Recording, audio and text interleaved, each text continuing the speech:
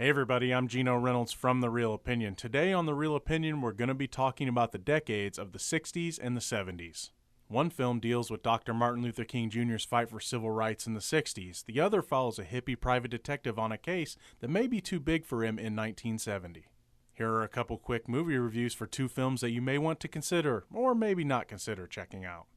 First up is Selma. While this movie did feel a little long, it's still a pretty powerful look at the march for civil rights in the 1960s. David Oyelowo as Dr. Martin Luther King Jr. leads a pretty good cast in a film that will move you.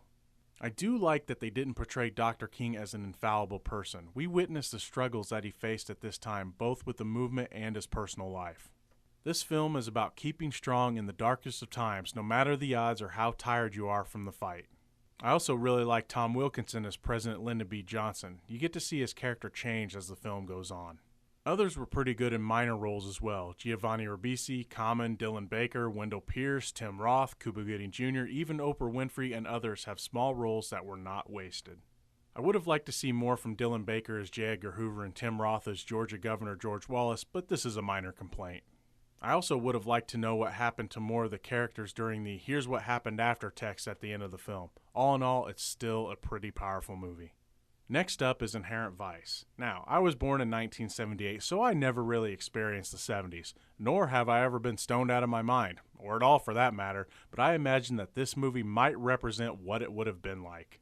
Joaquin Phoenix plays a stoner private detective who is searching for a missing ex-girlfriend and ends up stumbling into multiple cases that need solving. Though a bit hard to follow at times, all the stories end up being somewhat connected in the end. The colorful sets, sounds, and characters tell an interesting tale in the end. While the performances from Phoenix and Josh Brolin dominated the story, there are smaller performances from other good actors that help to complete it. Martin Short, Reese Witherspoon, Owen Wilson, and others help to make what can be a confusing story work really well. This one probably isn't going to be for everybody, but for those that like something a little odd, you should check it out.